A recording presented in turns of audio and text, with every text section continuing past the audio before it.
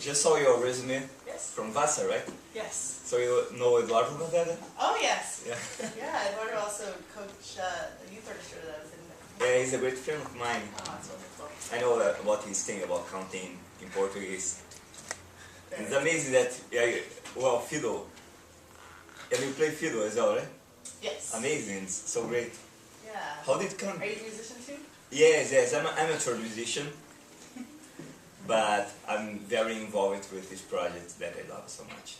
Yeah, it was actually at college that I started to get into the fiddle music myself. Well, leading in, I had a great weekly gig at a local ice cream store right after I graduated high school, and I needed to figure out something to play there, and started to get into exploring fiddle music, and eventually spent a lot of time with some regular New England players, started to love dancing, and then started to explore what it was like to pass some of that music along myself. Great. Yeah. All in Poughkeepsie. What did you say? All in Poughkeepsie. All in Poughkeepsie, yes. Okay, awesome. Although Vassar allowed me to travel around to a lot of different locations to do some research about oral learning in different fiddle music traditions and really explore what's the ideal learning that fiddlers imagine for this music getting passed along in current times, and how this oral learning model is still really idealized, even though so many people are using multiple learning methods. And the oral learning tradition is what I've been spending a lot of time focusing on in my work at New England Conservatory as a graduate student as well, not just in New England fiddling, but music really from all over the world, and that's what I'm really interested in exploring pedagogically, how to pass that along and how it can be a really powerful tool for musical leadership. Oh, that's great. That's really great. And then it's obvious that your passion for fiddle music evolved because then you founded Rhode Island Fiddle Project. Can you tell me a little bit about, or tell us a little bit about that? Sure, yeah. So in 2009, I had a lot of mentoring and other support from Community Music Works, where I had just finished a 2-year fellowship, really being immersed in that organization. I know that you're familiar with their work. They helped me get a sense of all sorts of elements of how an organization really runs, but also helped me to think really big and figure out what was the spark of what really got me the most excited about starting a new program that didn't exist. If there had been something like Rhode Island Fiddle Project that I had found that existed already, I think I probably would have headed towards that place. But since it wasn't there, it seemed like a great thing to try to do, and there was a lot of support and interest in that particular community for having free arts programming for that age group of students that I started to work with. So there was an interest and a need, and then they were open to this particular musical tradition of fiddle and dance that I wanted to try to share. That's wonderful, and I mean, it's a wonderful, very, very recognized. You won the 2010 Nonprofit Emerging Leader Award, and you were in Rhode Island Monthly, and I mean, just incredible. So I'm wondering, what's making you think about coming to Play on Philly and leave your beautiful program? Well, I know that one of the things I value really highly is being part of a team of people that are all working towards a common mission and goals that I really believe in.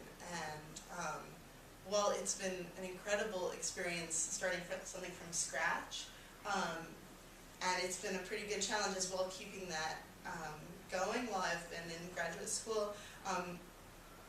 At this point, I really want to dive into the programmatic and artistic side of things. Being the one administrator, the one director for my program, I love the variety that it involves, but at the same time, the things that I'm spending my time on, the ratios of what I'm spending my time on isn't the stuff that I value the most. In other words, there are certain elements of fundraising that I really enjoy being involved in, and especially when I'm part of a larger team doing that work. enjoy crafting an appeal letter, especially when it comes from my own experience. I enjoy getting to speak about the work that I'm doing with interested donors and groups.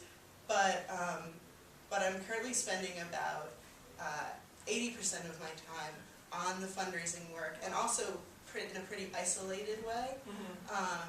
And I would really love to get to do both the big picture and in the work focus on artistic programming as part of a larger team of people. And Play on Philly is an organization that I've admired and been hearing about for quite a while, and it's really great to finally be here and see it in action.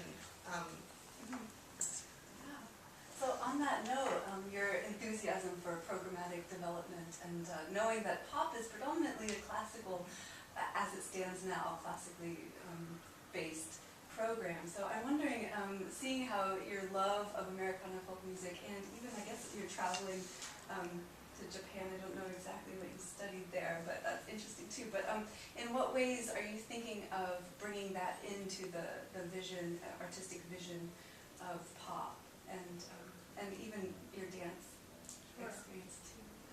Well, I'd be curious to hear at some point from some of you if that's been an area that you've been interested in developing, because that's not something that I had in mind looking at this position. I mean, what's really drawing me to the position is more about getting into the learning more about how do you reach your mission of musical leadership, and some of the things that you value most highly, this commitment to excellence while focusing really on the cultural and social development of your students. That's something that I've been exploring, and I would love to explore no matter what kind of music I'm working with teachers to teach.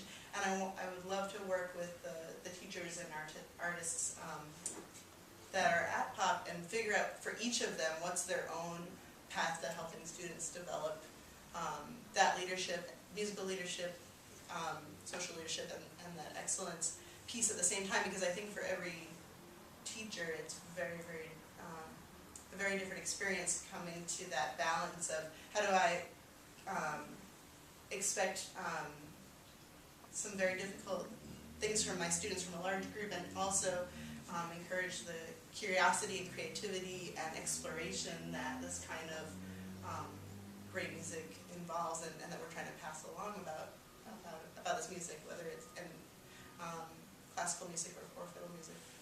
I don't want to derail our interview time too much, but I do want to briefly answer your question about involving fiddle music. And I think a reason why you were such an attractive candidate was your background and the potential to move forward in these different genres of music. So thank you so much. Yeah, I mean, I'm curious, since I did interview for this position about a year ago, have any of your interests changed or shifted a little bit in how you've in what you're looking for in this position?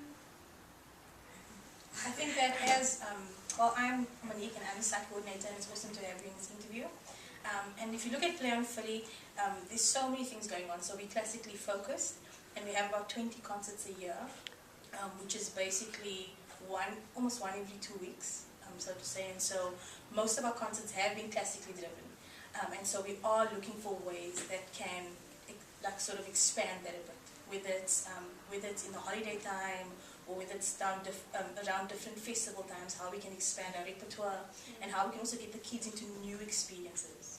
So we'd be interested in hearing that sort of thing from you. What do you think, in terms of your whole background, like your folk music and contemporary improvisation, how could that filter into this? Can I just say something? Do you think it can be a way to motivate the students? Sure. I mean, every student kind of, for some students, the opportunity to learn the Ode to Joy theme is the motivation at the beginning, and for some students it's Old Joe Clark. Like everyone has different motivation, but I think learning the two together really feed into each other. And I don't know if you're using some Are some of your current teaching artists using Suzuki repertoire or methods currently, or is there any oral learning that's being done currently at POP? Well, I can say in terms of the different sites, every teacher is different. So we have some teachers who come with strong Suzuki methods, some people who do oral methods as well. And so we actually encourage our teaching artists to teach in whichever way is comfortable to them, but still get through the curriculum in the way that's best possible. Right. Yeah. Yeah, well, then, to answer your question a little bit more, I mean, I'd love to make sure that every student is somehow accessing or being offered as many of the different learning methods as possible, because, I mean, even in my Rhode Island Fiddle project, where we're really focused on the oral learning, there are some students that just don't take it in unless we're using, at the beginning, color-coded music, or writing out the notes at first, or everybody has this different entry point. So I think that's great. But then the other thing that opens up, I think, especially some of the other musical traditions where the improvisation is a little bit more obvious at the beginning. In classical music, of course, there's lots of improvisation, but sometimes you can't get to it right away at the beginning. So I think accessing students' own agency in creating music, even before they're writing down and composing, is a really neat thing that they could do through exploring music of these different traditions. And I think it's really powerful if all students have access to the multiple ways of learning all at the same time. Awesome. That's really Thanks. That's really